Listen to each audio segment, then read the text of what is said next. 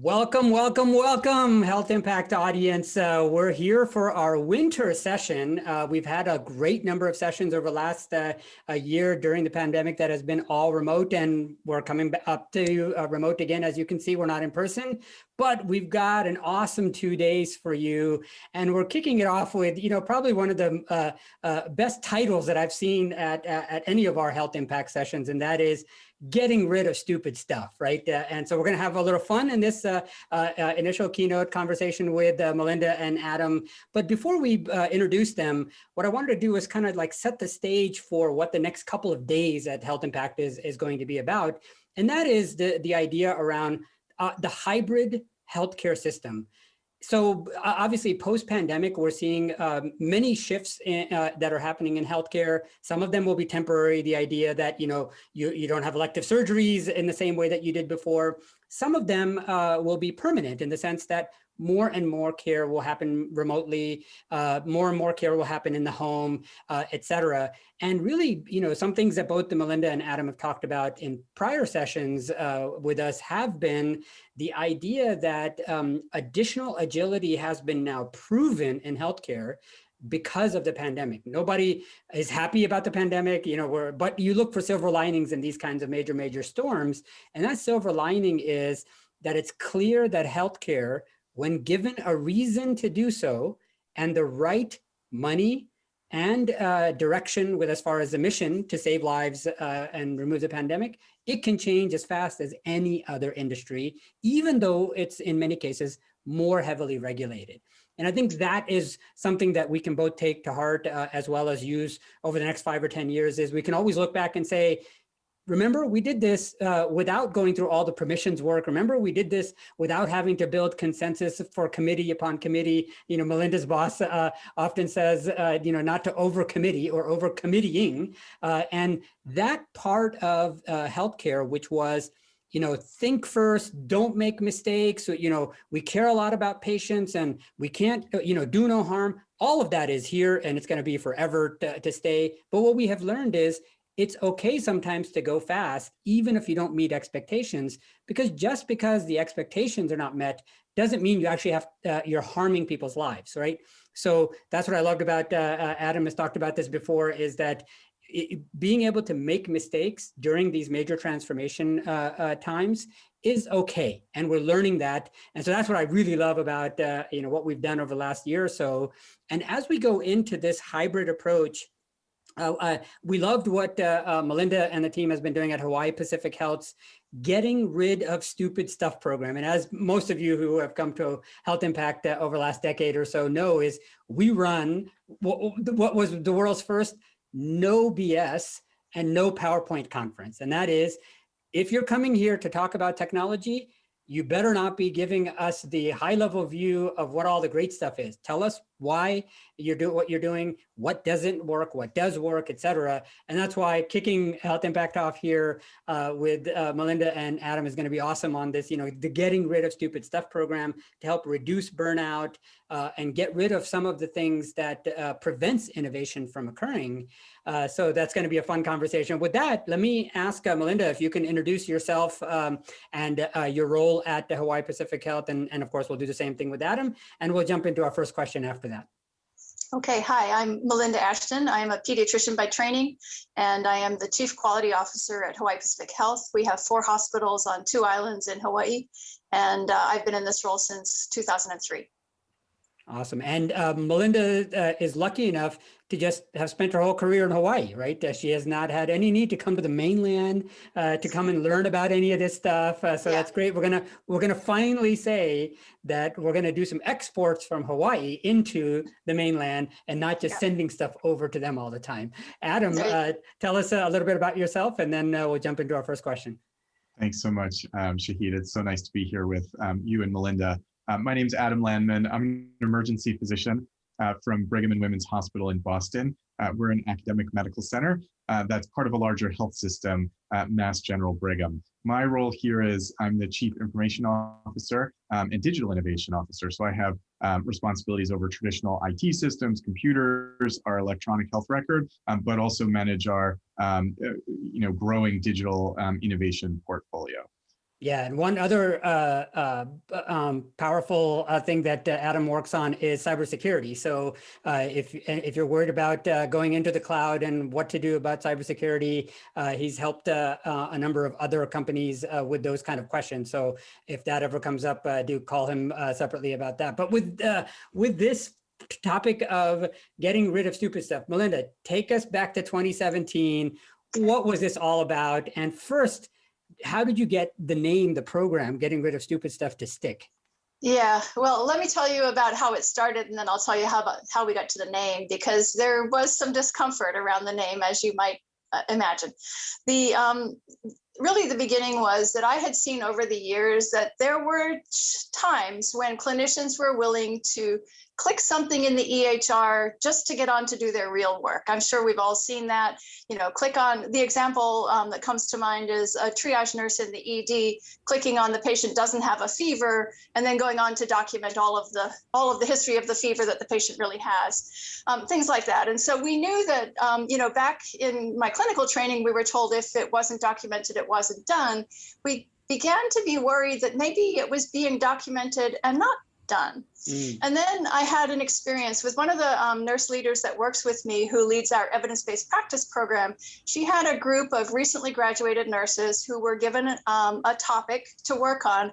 And the topic was hourly rounding, which was something we had adopted years before for a patient experience kind of improvement.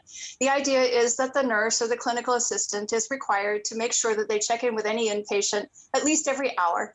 And during that time, they're supposed to check on whether their positioning is correct and whether they have any pain to be addressed, or do they need to go to the bathroom. And the complete part of the program is that the nurse manager or supervisor is then supposed to check in with the patient or with the nurse to make sure they did that. Well, that worked for a while, but then the nurse managers got busy and they asked our IT folks, who are great at a lot of building, they asked them to please build a report to actually demonstrate that the hourly rounding had occurred. So what that turns into is any nurse or clinical assistant has to click a button in the EHR to say, I was there. And that's okay, I guess. It's kind of like a security guard that has that, that sensor that says I was here. But the problem was that the nurses were choosing the first activity on the list of activities to say, I was here and I did something called aided. Well, aided is a communication technique that we also had taught, but it's not a thing. It's not a I did aided. It's I was with the patient and I did whatever. And so the next part that really bothered me was these student nurses, or these nurses with the project, went and talked to the nurses who clicked on aided and said, well, what did you actually do? And they could not describe anything to say what they'd actually done. And so when we looked at how much time it was taking each of our nurses and clinical assistants to do this hourly, every shift, every hospital, it turned out that if we allowed them 24 seconds to complete the activity, which was, a couple of time motion studies told us that was about the right amount, it was 1,700 hours of nursing time per month at our 4 hospitals. So that seemed pretty stupid to me. And so I took that to our executive team and I described the activity and I said, I think this is really stupid. We should get rid of this. And they all agreed that we should get rid of this. And then when we talked about what we were going to call this program of getting rid of things like this, one of our people said, well, maybe we should call it administrative simplification. And I said, well, you can call it what you like, but I'm going to call it stupid because it's really stupid. And so fortunately, they came along with me and we kicked off this program called Getting Rid of Stupid Stuff. And honestly, that was a stroke of luck, because if we had called it anything else, I'm not sure we would have had the same impact. Certainly, we wouldn't be talking about it. You wouldn't want to know about our administrative simplification efforts, right?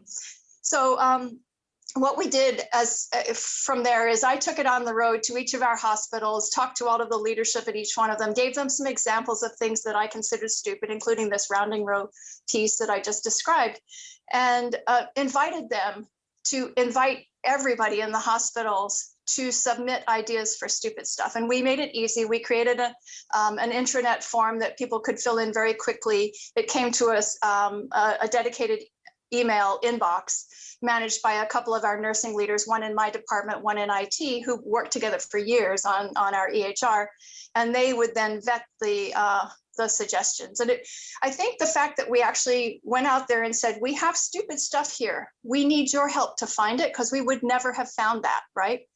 And then some of the nominations that came in early were really cringeworthy, and great examples to then spread further this kind of idea that we had things that we had no idea about. And I think it was important too. We said, stupid is in the eye of the beholder. What we now call stupid was considered a good idea at some point, right? It's not that we are suddenly, trying to point blame anywhere, but just kind of the impact of what you live in is important to us. And we need you to tell us, because we don't know what it is. And so that was the beginning of getting rid of stupid stuff. Yeah, no, that was awesome, because, and that last point you made is very, very important. We're not talking about calling people stupid. Things are stupid. Right. A workflow is stupid. A policy might be dumb or stupid. Right. And really, getting rid of stupid stuff it's not like get rid of stupid people, right? Because exactly. In most cases, institutions, the inertia and the policies and regulatory and all the stuff that just gets crushed, that builds up time after time. What happens then is that when you try to go get an innovation, right? I mean, so Adam's in charge of innovation at his facility and has to go through a lot of reviews, et cetera. But if your process doesn't change and you introduce innovation, you just end up doing stupid stuff faster, right? It's not like the innovation itself is going to help you drive true optimization and true outcomes to meet expectations. You just end up doing stupid stuff faster. And right. Adam, is that what kind of interested you when you heard about this? Talk about when you saw this, did you think it was real, or, like it was some bad blog post when you first read about it? And then take us through your steps on to say, man, Melinda's onto something, the Hawaiians are onto something. What was that light bulb moment? And then how did you bring it in? What does it look like at your institution today, Adam? Thanks for the opportunity. Melinda wrote a really thoughtful and really rigorous article in the New England Journal of Medicine describing her program and the really impressive results that she achieved and that her organization achieved. And this was occurring in my organization, similar to organizations across the country. Really the increase in administrative burden and burnout rates amongst physicians, as well as all staff in the healthcare industry, were really skyrocketing. And certainly electronic health records were one cause of that increased administrative burden. And so we were really impressed with the results of Melinda's program and just inspired by the success of it. So we shamelessly copied Melinda's innovation and created our program, which we had to come up with a different name. And I must say, we did not come up with as good a name that you did. We came up with Do It, Decreasing Operational Inefficiencies Together. So it's nowhere near as memorable and appropriate as yours. But we worked with, and I worked specifically similar to Melinda with leadership at the Brigham, who endorsed this concept of needing to be able to find improvements and specifically using digital technology. And so we actually created an organizational goal as part of our annual planning to crowdsource at least 100 ideas for using digital technology to improve processes and decrease administrative burden. And then our goal was to identify the most impactful and most promising of those crowdsourced ideas and actually implement several of those. And so this effort was really led by members of our Digital Innovation Hub. Santosh Mohan and Caroline Coy were two of the key leaders that participated on this. And we, maybe it's because of my role in technology, we looked for a technology platform to help support this. And we wanted to be able to use a platform that all of our employees would be able to access and submit ideas. They would be able to submit both the problems as well as possible solutions, and that then they would actually be able to vote on other submissions and whether or not that submission was important to them. And so the platform would actually be our source of submissions, but also help us identify the most important problems. And so we launched this in February of last year, from February to about February 19th through about March 18th, and had an incredible amount of participation from all across the community. We got 240 submissions. About half of them were related to the electronic health record and ways in which we could reduce clicks and make it better support workflows. And then half were not related to the EHR. They were in facilities and food services and ancillary services, things like and even in our research setting, we do quite a substantial amount of research. They were things like, why are we handing out, paper consent forms? And, can we digitize this and really change this? And so we were on the cusp of, cultivating and reviewing all of these submissions. And that was mid-March. And I think everyone knows what happened in mid-March, but COVID struck.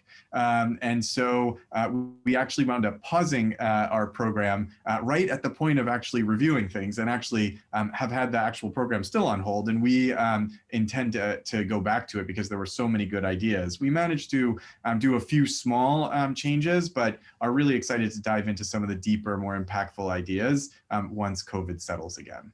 Yeah, that's a great story. And in fact, what you said something very important, which is that this idea that Melinda started is an innovation, right? The program itself is actually a true innovation, which in turn can drive many, many other things. And so when you look at that as a starting point, Melinda, you guys started in the EHR world, reducing clicks, et cetera.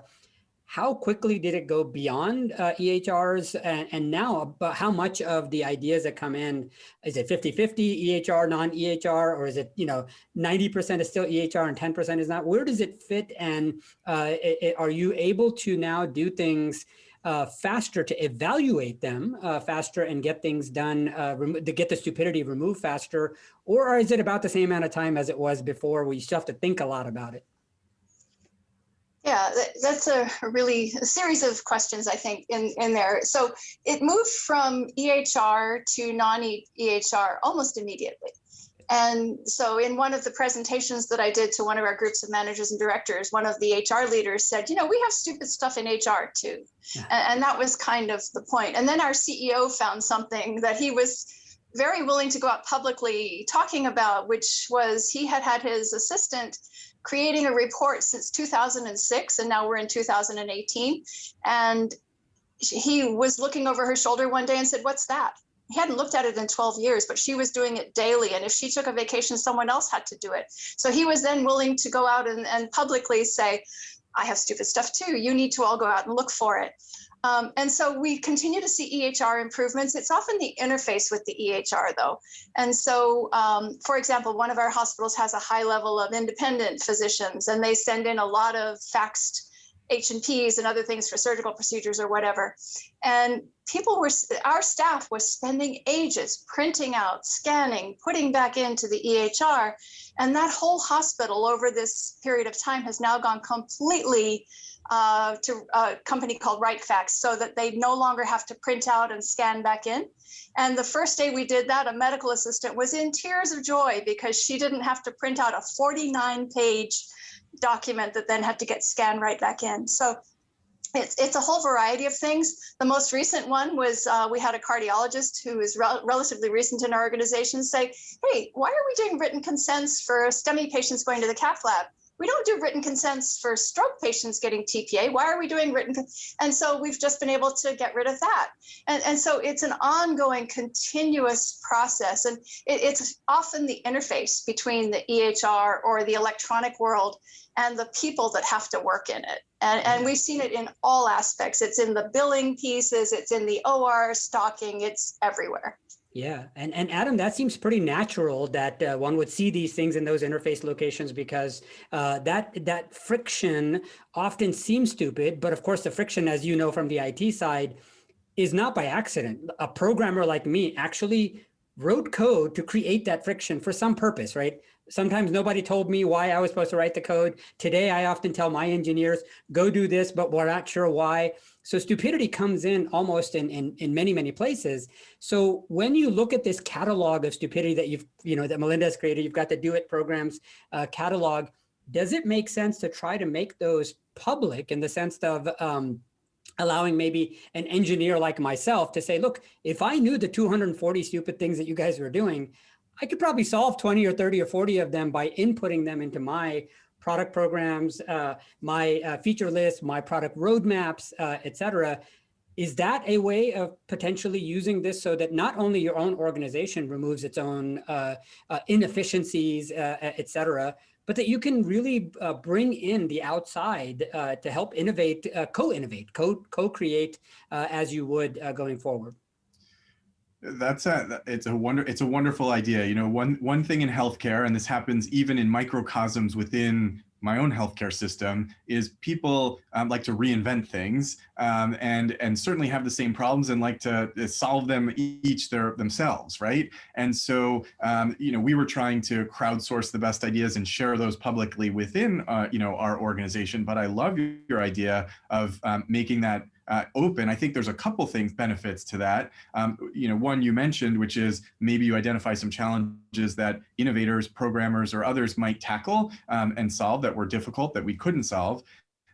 Another one might be maybe Melinda's already solved something in Hawaii that I'm having a similar challenge, and I can look and see how she solved it, and maybe I can do something similar so that, again, we're not reinventing the wheel on this. So it's a brilliant idea, and maybe that's a possible next step here. Yeah, and Melinda, as you start to think about this idea that, so obviously you wrote it in NEJM and got it published because you wanted everybody to know about it. You know, I'm a little disappointed that Mass General didn't pick up the name, but I mean, I know why. The Do It program is a little bit more positive than the Remove Stupid Stuff.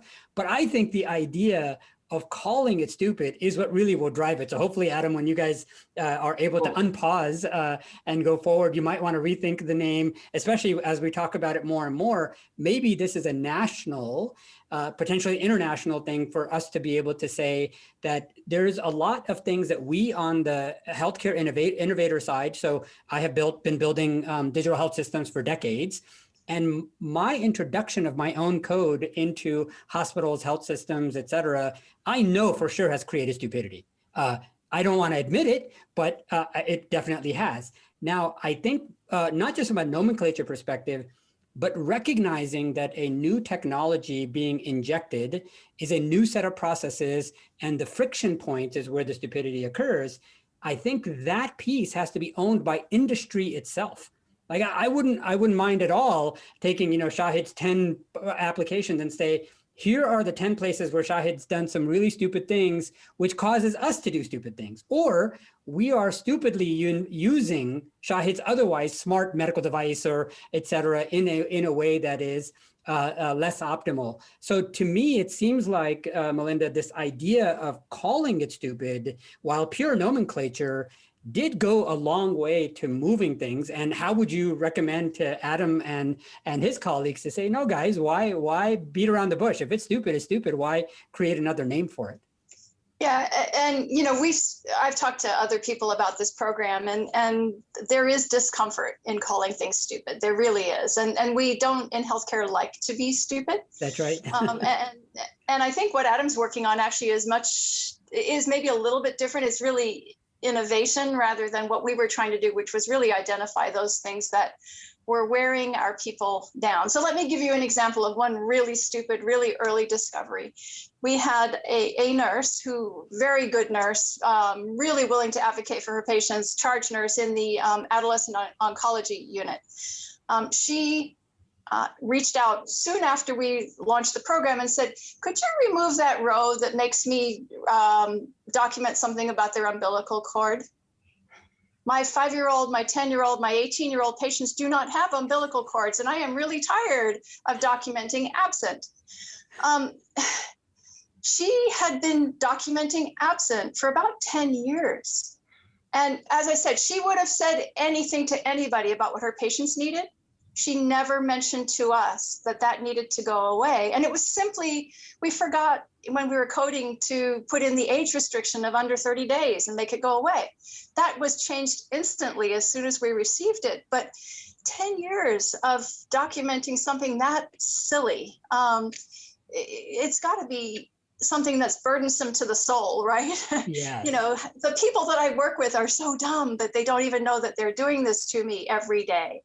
And that's what we were looking for. And I don't know that is completely exactly what Adam is working on. Those are the things that you just sort of shake your head and say, oh, I wish I'd known sooner that I could have fixed that. Yeah. So we were truly looking for that kind of thing. I suspect that kind of thing does exist in many healthcare settings. But how to get to that without just going straight out there and saying, there are some stupid things here that you probably experienced that we need to know about. Mm-hmm. The other piece, Melinda, that strikes me as I listen to you and the approach and many of the examples is that your program actually achieved culture change in your organization. Well beyond technology and innovation, you changed it so that it was acceptable and not just acceptable, but it was important for staff in your organization at all levels to call out the stupid things. And then it was noted that action was taken. And I mean, you're showing examples from the CEO all the way to the staff nurse and how the organization took it seriously. And I think that in itself is the essence, to me, a very important essence of something that you've achieved that is very difficult, no matter how much technology and how sophisticated our solutions are. That's the core that you've changed that's critical to the success of your organization in the future. Yeah, and I think you're exactly right, Adam. And in this case, we talk, especially as we're moving to hybrid healthcare, one thing we know about almost every decision we're going to make, and that is it will be wrong. Because it's not like we've been doing this for 50 years. So things that we do are likely to be wrong. The question isn't really, are we going to be wrong? The question is, how fast do we become less wrong, right? It's never going to become right until happiness comes from patients, et cetera. So if you believe, and Adam, especially on us on the IT and innovation side, we know we're going to make mistakes all the time. I mean, defects in software are just normal. Like, I mean, it's not, we don't even think about it as weird to say that you will have bugs in software, right? So we know that things will go wrong, et cetera. That's the culture of where we come from in the software and the technology world. But when that culture hits the healthcare world, where you shall do no harm, you cannot have innovation and do no harm at some level together. And so given that that's the case, and I think you did exactly the right thing, which is pointed out culture, how do we then say that without a way of making it clear that mistakes shall be made, not will be made, shall be made. It's by nature that you're going to innovate. And if you don't make mistakes, you're not actually innovating.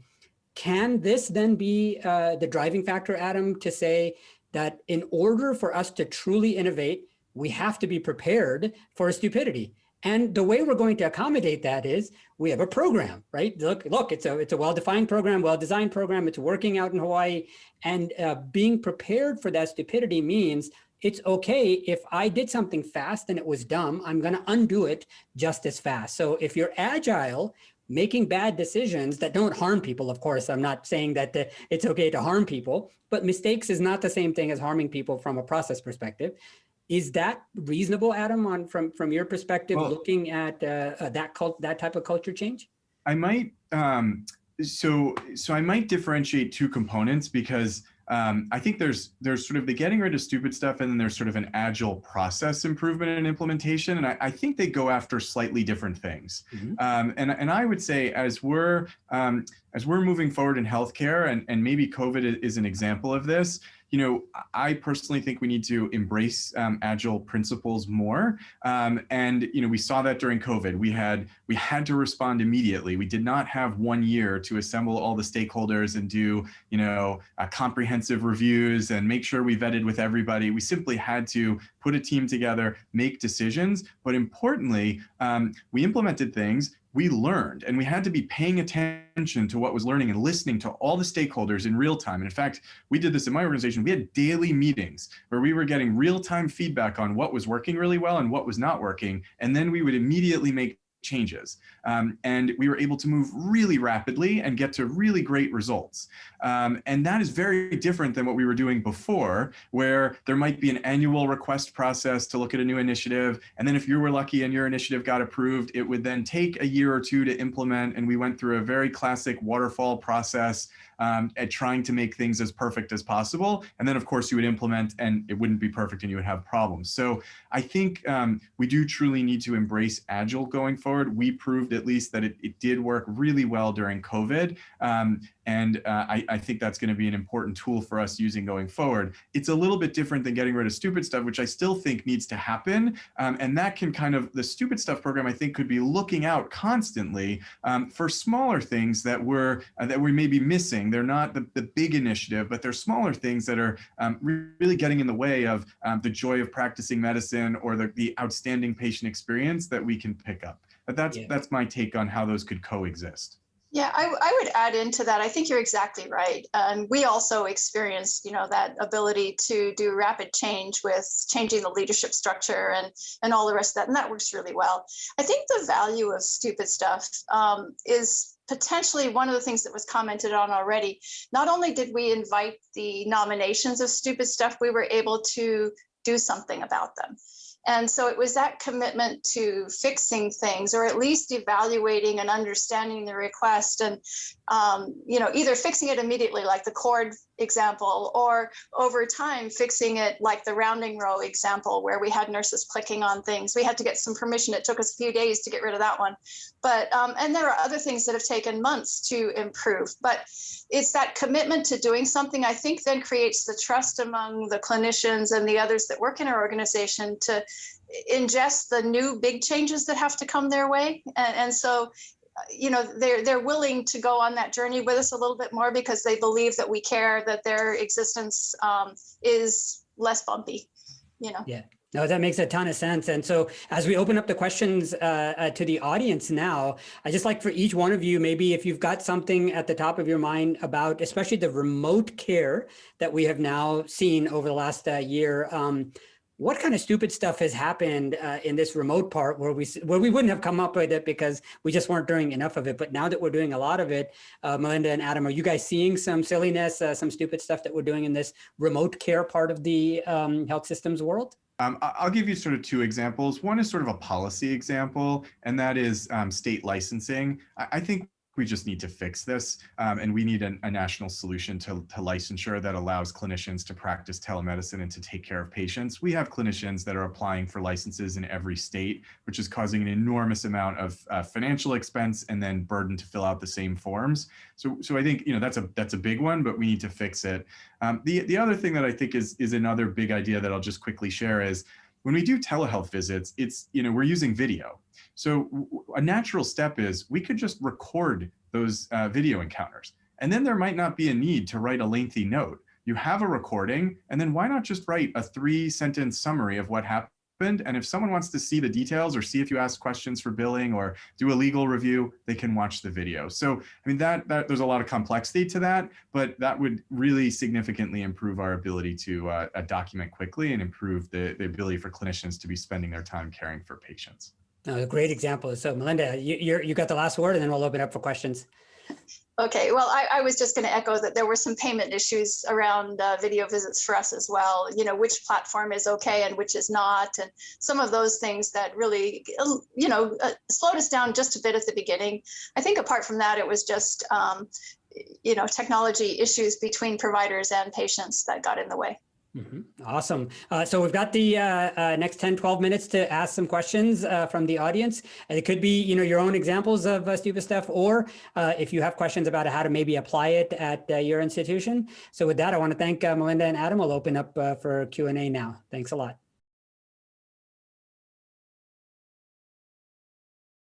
All right, welcome back, Melinda, and we'll get Adam on here as well. So I thought maybe what we do is take first Kimberly's question. How do you deal with circumstances where what is burdensome to some benefits the institution? And so in this case, Melinda, I'm sure you guys have seen this, and Adam would love your comments as well, is what happens when someone thinks something is stupid, but it's needed by somebody else? Yeah, that's a real thing, actually. And so we have work groups that are, clinical areas like the emergency department, or groups of providers like hospitalists. And we have a whole series of these work groups. And we ask them to consider those nominations. and come back with their reactions as to whether this is useful or not, or harmful to their workflow. And then we engage back in a conversation about, could we do it better? Could we be less burdensome to some while we're being beneficial to others? And often there is a sweet spot there where you can improve things. No, that's a great response. And by the way, for those of you who are asking questions, if anybody wants to come on video, just let us know in the chat, and you have to hit the button in the top left corner, the little video icon, hit that, and then we can make you live if you'd like. So just let us know in the chat. Adam, you're welcome to add on to that comment if you'd like, but there's also a couple of good other comments about should CMS be launching these kind of programs, and what might that look like? What would your institution want CMS to say or do to allow you to actually put these kind of programs into place? So you can answer the first question first and then add to this, and then I'll ask Melinda the same question about CMS as well. So I would just echo Melinda. We actually set our program up very similarly, that we had sort of subject matter expert groups that would review whatever suggestions came in and would help us understand the value of those and would then help adjudicate. So that's exactly how we set up our program. On the CMS side, and maybe I interpreted the question a little bit differently, but it was around billing compliance. And what I would say, just I think the point is being made maybe implicitly, is that some of the administrative burden of EHRs is not necessarily driven by the EHR design. It's driven by the billing requirements, and the EHRs are simply trying to ensure that we meet all of the compliance requirements to ensure we're getting paid and that we're not going to have problems on the back end with that. And so actually, I think CMS has been. CMS and ONC have recognized this, and there have been efforts, actually, at least under the previous administration, to see if we could improve and change the way billing happens. And I don't think they were successful in previous attempts. And I think there are continued efforts, both around administrative burden and around billing reform, or at least process reform. And so I'm optimistic that we're going to continue to see some new ideas here, and it will get addressed.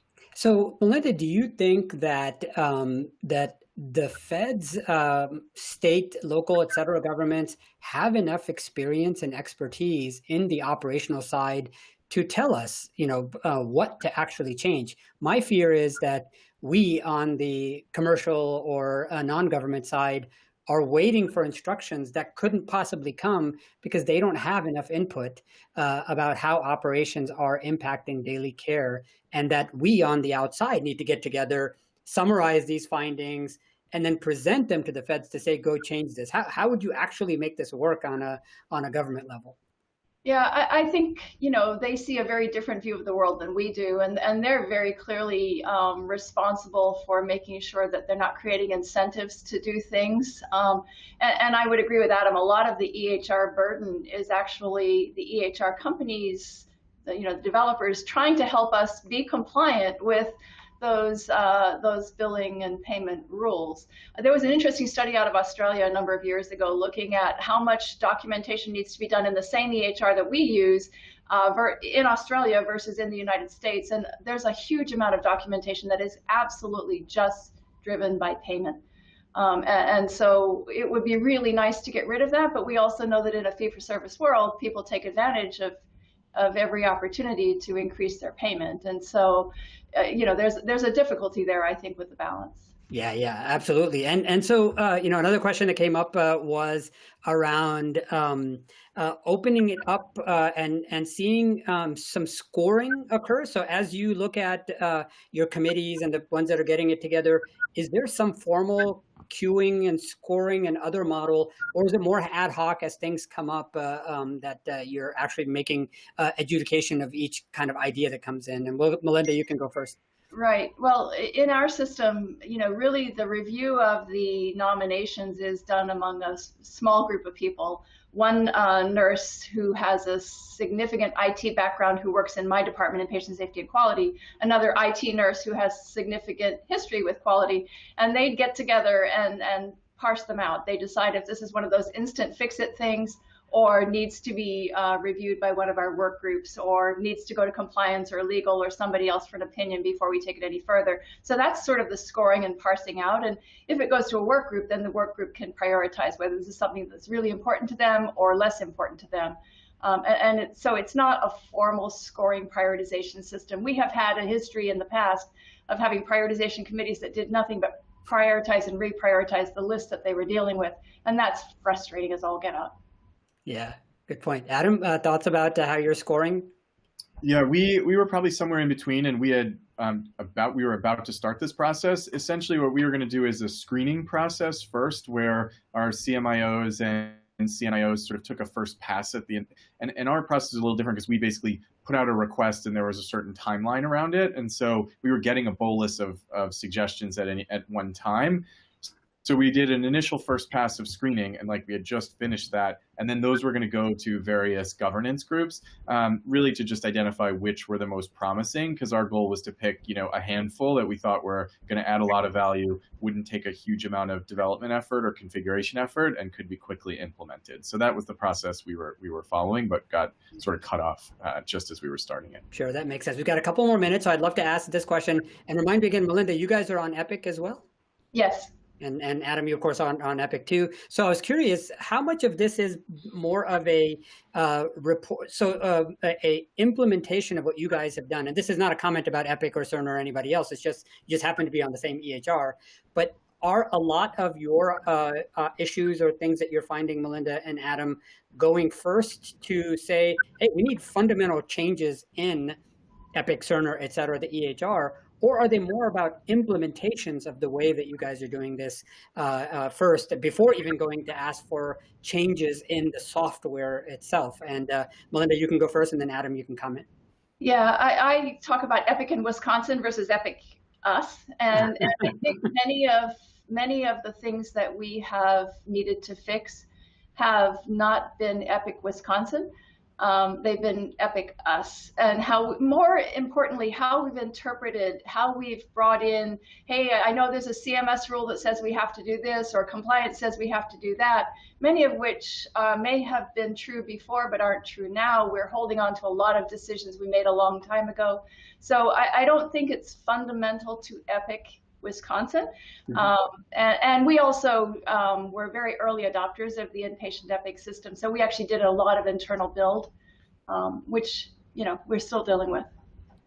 Is that about the same for you, Adam? Yeah, I would echo that. I think there's a lot of configuration changes, and occasionally we have to make a fundamental request for some core development from the EHR vendor. I would also just say in our program, it wasn't just about the EHR. We were getting requests for other systems, other paper processes. So this getting rid of stupid stuff does not just apply to EHRs. Yeah, and the last 30 seconds that we have, this is a call to action for any entrepreneurs in the audience. There's got to be a SaaS app called gettingridofstupidstuff.com that should be made available to Melinda and Adam and the rest of the crew at the hospitals who actually want to collect this, organize it, figure out how to score it, and really start to attribute why is something silly, why is something stupid, why is something done? Is it process? Is it personality? Is it a policy? Is it a government request? And I think the more we formalize this, just like, we formalized over the last few years, objectives and key results. Objectives and key results are about expectations. Stupid stuff happens when our expectations are not met. So if we align OKRs with this kind of getting rid of stupid stuff program, we may be able to put that into our key results and look at that as a goal setting, KPI, et cetera, so that we can have a KR, that key result that actually says reduce N number of stupid things per quarter. And then we see some output come from that. With that, thank you so much, Adam, and especially Melinda for writing the paper. I put a link to the paper up in the chat. Please read that. Reach out to Melinda if you can. There was a few more questions we weren't able to handle because we ran out of time as usual. But I'd like to say thank you again to the panelists. Thank you for the audience.